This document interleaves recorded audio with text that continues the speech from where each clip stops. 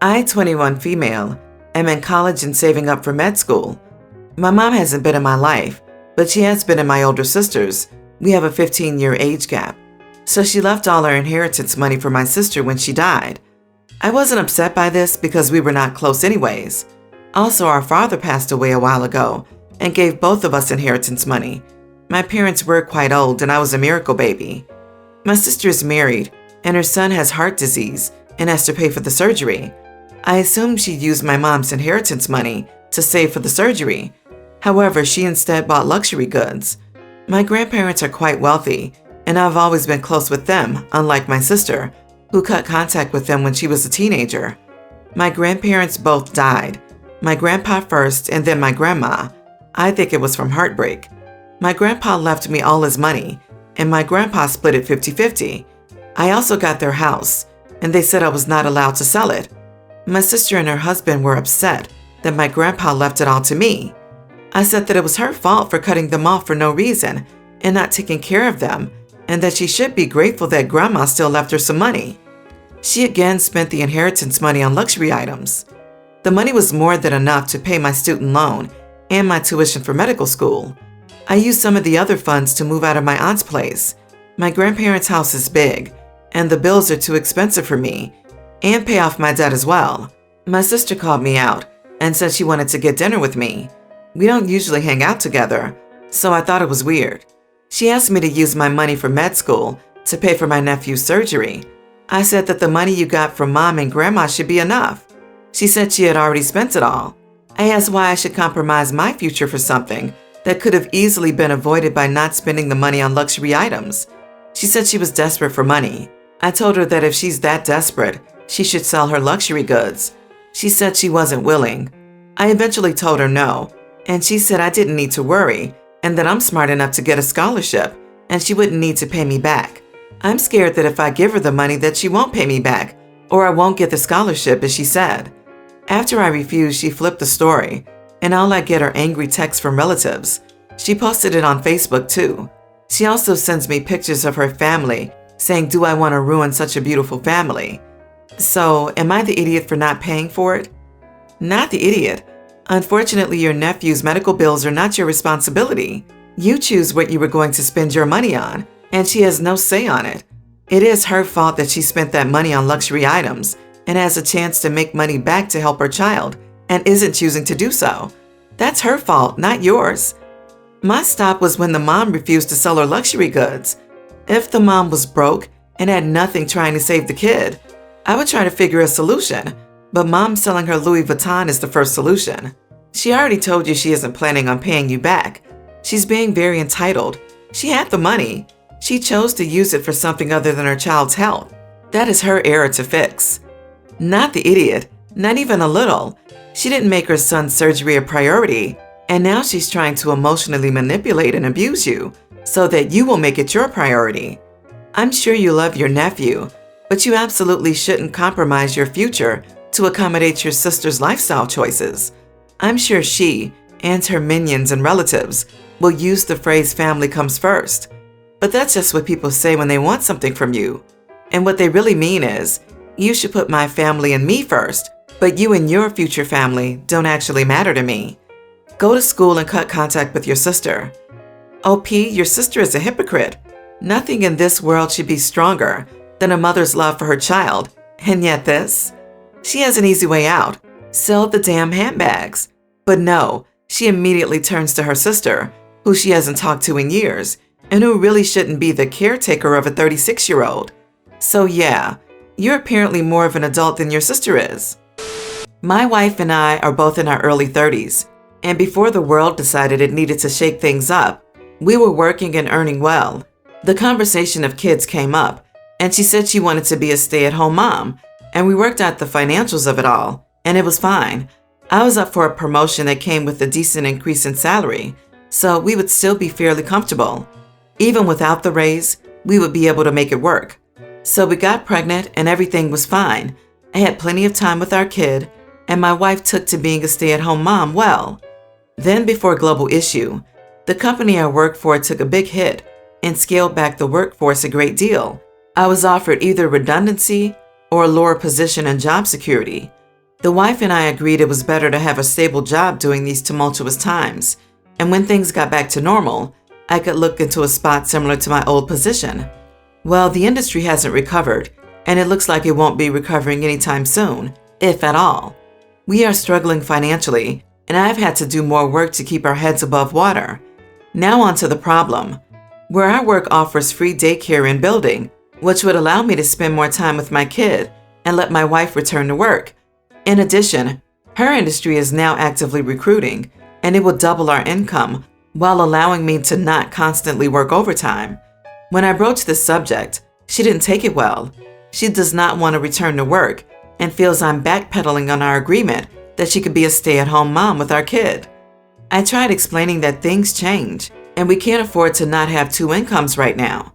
But if it changes again in the future, we can return to old ways. This wasn't enough for her, and now she hasn't spoken to me in a week. I know I'm an idiot for having to change the house dynamic, but it's necessary. Should I just suck it up and keep going as it is to keep a happy household? Not the idiot at all. Your wife needs to grow up and act like an adult. It is incredibly selfish of her to act this way for not only you, but your child. It's not like you're changing your agreement just because you feel like it. It's because you need to or have to. The fact that she would rather force you to work continual overtime, resulting in your child barely seeing you and you inevitably getting burned out, is appalling. It's not fair to you, and it's sure not fair to your child. I genuinely feel bad for you. I hope your wife pulls her stuff together and does what's right. OP, she wants the freedom and security that being a stay-at-home mom offers. Like she got mad when you asked that she went to work? Heck, her offering to be one should have been noticeable, especially when she expects you to work harder than taking this option. Not the idiot. You have a daycare at your work where you'll get to spend time with them. There is no concern for your children's safety. Her refusal is selfish, as you are now picking up extra work for income she could easily supplement. Finally, the silent treatment makes her a triple idiot. My 25 male, possibly now ex-girlfriend, 23, was kicked out of her apartment 2 weeks ago. She does not have a good relationship with her parents and doesn't have any friends with anything beyond a one-bedroom college dorm, so she asked me if she could stay with me until she finds something else. I agreed because she had nowhere else to go, but I have to be clear, this was in no way an arrangement of us living together. This is my first place on my own, and I have no interest in moving in with anyone in the foreseeable future. I don't have many rules, but you have to clean up your messes, don't wear your shoes inside, and stay out of the room at the end of the hallway. I am into fixing, building, and tinkering with computers and computer parts in my off time. The room at the end of the hallway has everything in it, amounting to a lot of money. I do not want anyone to touch it or risk breaking any of it. And before you ask, no, the room does not have a lock as I live alone, so there is no reason. No doubt you see where this is going.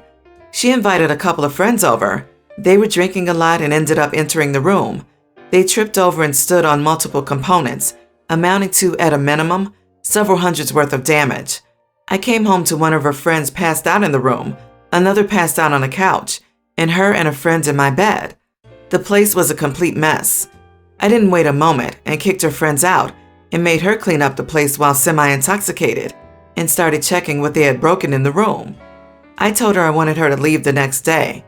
She started apologizing and told me she'd pay me back, to which she quickly backtracked when I told her a rough estimate. She's a college student, so $1,000 or so is roughly her entire part-time work income in 2.5 months. This led to crying, which led to begging. So I told her if she can't even follow the most basic rules, I don't trust her in my place. She has since not yet found a new place or somewhere to stay. She slept in her car once and has been couch surfing and sparing no detail of telling me about it. I feel kinda bad. So, am I the idiot? Not the idiot.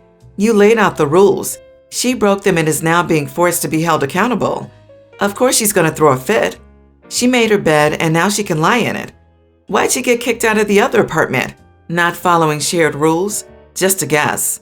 She doesn't get along with many people, other than those that get drunk and trash your things. Is this really the type of person you want in your life? I think everyone's the idiot here. It sounds like she got a bit too comfortable in your home and should have respected your rules. especially as she and her friends cause costly damages for you. But you say she is still your girlfriend, but you allow her to sleep in her car? That isn't safe or caring. Relationships are about wanting to work through each other's foul-ups, even when they make you mad. Kicking them out to Lord knows where suggests you don't really see this as one of those relationships. Maybe you should both accept that this is over. He invited her into his home when she had nowhere to go, and in the span of 2 weeks, destroyed the house and caused thousands of dollars in damage to his stuff. But he is also at fault here? For what? Trusting an adult to somewhat resemble an adult? Without wading into who's the idiot decision, OP, you've got to break up with her. I don't know how you are comfortable making someone you call your girlfriend sleep in their car. Feels like the ends of the line. It's healthy for you to have boundaries and to enforce them. I, 35 male, was working out at the gym, and I was resting in between workouts, and I wanted to play a mobile game. This mobile game lets you switch between landscape and portrait, but the only way to switch is to rotate it while the phone is upright. You can't switch it if your phone screen is facing the ceiling. Anyways, I'm playing, and a 20-something girl comes up to me and is like, "Hey, you." I lock my screen and I'm like, "Hey, what's up?" She immediately grabs my phone and tells me to give her my lock screen passcode. I'm like, "No, give me my phone." And she starts screaming about how I was taking creepy pictures of her and that I need to delete them. I'm telling her that I was playing a mobile game and she must have seen me trying to rotate my screen. Sorry if it was pointed in her direction, etc. She gets the gym workers into this and tells them she wants me kicked out. The gym workers were great and were really nice to both of us. They asked me if I could give them the passcode and they could check my phone as a third party. I asked the girl what she's going to give me if she's wrong. This is a pretty messed up allegation. She was like, "You get to keep working out here and maybe I'll apologize." I tell her that's not good enough. I ask her if she has any cash or Venmo or something. After some back and forth, she pulls out a 20. And I'm like, okay, if they unlock my phone and don't see any photos of you, I get to keep this $20. She agrees because she seems fairly sure of herself. Well, the guys end up unlocking my phone and see my mobile game is still on the screen. Then they go to the photos and look through the photos from the day and don't see any of her. So I'm like, cool, and grab my phone and my money. She starts going off about how I probably hit them or something. Now my girlfriend, who came over 2/3 into this whole ordeal, says I could have just unlocked my phone for her and not embarrassed this girl. I said it was the principle of the matter. Girlfriend says this girl will probably think twice about calling people out in the future, and one of them may be the real deal. I told her that was not my problem. She can't just embarrass people in a public setting like this and expect to get away with it. Not the idiot, and the girl 100% should think twice before screeching out such allegations, unless she is damn well sure. That's not a negative from this experience. I'm glad the employees were nice, but the gym should have thrown something like a free month your way, because going through your gallery is a violation that would have me cringing for days. What if you had just taken some booty pics of yourself? Being crept on sucks, and every woman knows the feeling, but you're the legit victim here. No way you're the idiot. Everyone's the idiot here except your girlfriend. She's right. Women are often harassed in the gym. Like, a lot. You won the argument. You proved yourself innocent. The money thing just seems like petty pride. Maybe she could have been more polite about confronting you about it. And of course, you weren't taking photos of her. However, you showed a complete lack of empathy and situational awareness of how your behavior could make others anxious. Men constantly harass women, and men seem to think it's a non-issue. Instead of being defensive and weird about it, he could have used some empathy and recognized that women are not in a world that feels safe and comfortable, and just showed her what was on his screen. That would have been the end of it. It takes zero effort to reassure the safety of others. OP, you are the idiot. I, 30 male, was 18 when my parents divorced. My dad was the one who filed, and he waited until I was of legal age so there wouldn't be any hassle over custody. Unfortunately, my mom did not take the news well, and neither did my sister, Jane, 32. My dad told us that he understood if we were upset and could feel how we wanted to feel about this, but requested that we not take sides. I was mainly in shock, and when I asked my dad why, he simply explained he wasn't happy with my mom for years and he wanted to find someone else. It was hard, not gonna lie, but I ultimately accepted it. I made no secret that I was definitely on the side of reconciliation. Still, I wouldn't make an active attempt to do it. Jane did not take the same approach as I did and yelled at my dad, asking him how he could destroy the family, and said she would never forgive him for what he did. She even went so far as to agree to testify in court when our mom suspected our dad of cheating. He wasn't, and while it couldn't technically be proven, I would have bet money that she helped mom steal stuff from dad. Basically, my dad had some golf clubs that he really cherished and moved into his apartment before he filed to try and hang on to them. To get inside the complex, you needed a code, and the only ones who had it were him, me, Jane, and my uncle just in case. While my dad was out, Jane went to his apartment. On that same day, they went magically missing, but resurfaced a year after the divorce was finalized, when our mom was selling them online. True to her word, Jane never forgave Dad and didn't invite him to her wedding. I know that it really hurt my dad that she did that, and I was angry at her for it. And she responded, "I don't want someone who can't honor marriage at my wedding. It's bad luck." During Global Issue, my dad got sick, but after a few weeks he recovered. Because he wasn't sure if he'd make it, he drafted a will where I basically get the lion's share of his assets. Jane was to get the legal minimum amount, so she wouldn't challenge it. I'm not sure how, especially since Jane doesn't have regular contact with our dad, but she found out and was furious. She called me saying that this was Dad's way of punishing her for not being happy with him divorcing our mom, and demanded that I sign a document agreeing to share 50% of whatever I get. I was upset with my sister for violating our dad's privacy like that, and told her that I wouldn't do it because it was her own fault for being a total brat to Dad. I haven't spoken to my dad about it.